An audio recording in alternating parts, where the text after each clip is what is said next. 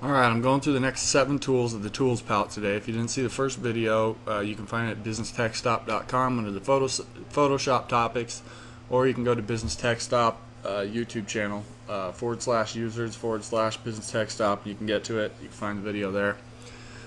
Today I'm going to go through these next 7 tools. I went through the first 6 tools the other day. So the first one I want to use is the spot healing tool, and what this does is it pulls areas around a spot. So I have an eraser mark right here. I want to repair that spot. Basically, if I take the spot healing tool, just kind of circle around it a little bit, maybe fix it up there a little bit, I can kind of heal it and match it to this these colors right here. And as you can see, those are kind of tough colors to match because they're not consistent. So that's the spot healing tool. Healing brush tool works a little different. What you do is you hold the Alt button and click an area where you want it to duplicate, and then you cover the area around it. Just like that, you can cover that area. Next is the patch tool. This one's a little different, but basically you can draw an object with this and cover up objects that you don't want, and then you hit Control Delete or Control D, I'm sorry, and there you go. You just repaired that image by copying something from down here. Red eye tool. I don't have any eyes on this, but basically, let's say that this little speck with an eye up here, I do that and it takes away red, but you can't really see it on this one. It's pretty self-explanatory to use the red eye tool. Brush tool, very simple to use. Just drawing out things. Select your color. Okay, and now I can draw. I can change the brush diameter, the type of brush, pretty much everything about the brush you can change. Pencil tool, a little bit different. Center lines. Color replacement tool.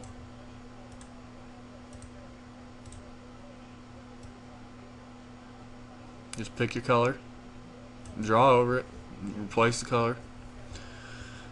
The clone stamp. This is a pretty cool tool. Let me use this eraser, get this out of here.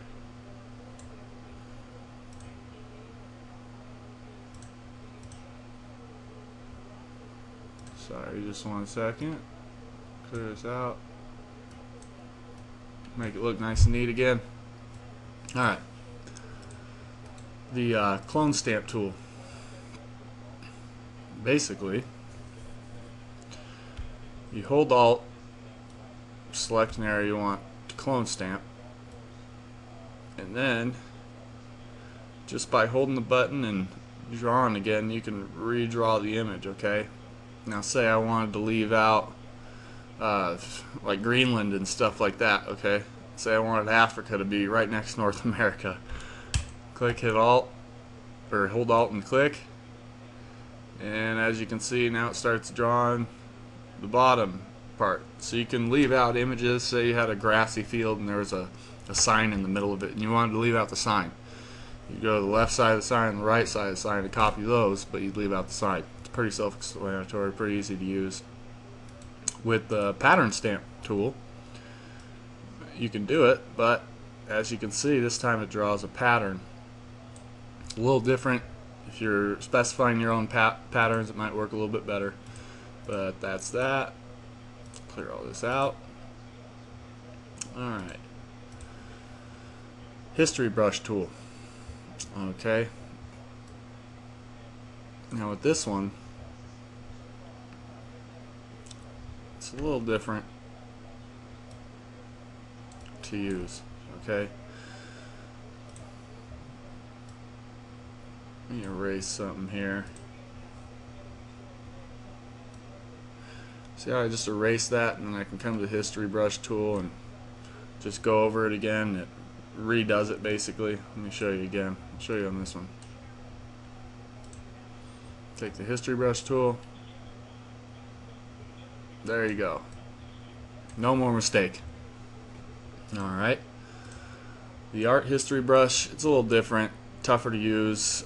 Chances are you're not going to use it that much. You hold Alt and click, and depending on your brush size or whatever you're using, it'll recover the image, but not as clear as it would with the history brush tool. It gives it kind of a blurred image. So it might work if you're doing some certain effects or something like that, but I don't usually tend to use it. These are pretty self-explanatory. The eraser, erase the background. Magic eraser. The magic eraser, you can just click and it kind of takes out an entire spot. Pretty easy to use. The gradient tool we use all the time. Alright, let me just bring up a new layer. Alright, and I'm going to go ahead and pick black. Now with the gradient tool, you just draw on a line. Now watch this. And it makes, oops, my gradient's up here, blue to white. But basically you can change that in any direction you want. And it'll put your gradient like that. Just by drawing a line. Now we have the paint bucket tool. Okay. And with the paint bucket tool, let me get a different color. You can fill colors in. So let me step backwards. Say I have a black box. I want that to be white. I click on white, hit the paint bucket tool, and it's gone. It's white. Alright, pretty easy to use. The blur tool, this one's good if you're like fading images together or something like that. But let me get a bigger pen size. And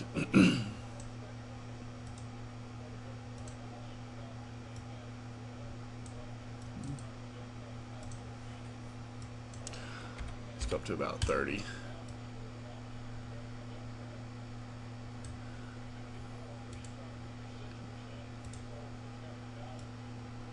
Now with the blur tool, oops, I'm on the wrong layer, that's why it's not working. Say I wanted to blur that edge, you can see how it's getting blurry. I just hold down the button and blur it up. Sharpen tool, exact opposite. Once you blur something, it makes it tough to sharpen. If you look at this side of the United States, see how that sharpens it up a little bit. Now if you sharpen it too far, kind of gets to the point where it looks like it's almost like a wet picture that you just printed out of your printer if you don't have a high quality printer. Smudge tool. This one sounds exactly like it is. I'm going to smudge this C over the land. And you're just smudging pictures, okay? All these ones are good if you want to combine two pictures and you need them to kind of mesh well together. Dodge tool. With the dodge tool, you can basically lighten things up. Okay? With the burn tool, you can make things darker. And with the sponge tool, basically, let's say we had a painting, and let's say this world was a painting, okay? And we took a wet sponge and we just took it across the gray right onto there. Or let's say it was a dry painting and we did this, I should say. Basically a smudge, it's going to smudge those colors together. Okay? So that's what the smudge tool does. So that's the next 7 tools of the tools palette. I've gone through the first 13 so far. If you haven't checked out the first video that had the first 6 tools on it, go to www.businesstechstop.com, or you can also go to the Business Tech Stop YouTube channel and check it out. But pretty soon here we'll go through the rest of these tools, and then you'll have a good understanding of the entire tools palette, how to use all the tools, and then we can start getting into some better tutorials. So stay tuned. If you have any questions or you'd like to see any tutorials, email me at info@businesstechstop.com, or else head on over to businesstechstop.com, leave a comment. It's a blog, so you can comment on it. Most comments will be approved by myself. So get on over there, check out the other tutorial, and stay tuned for the next couple of tutorials to come. Alright, talk to you later.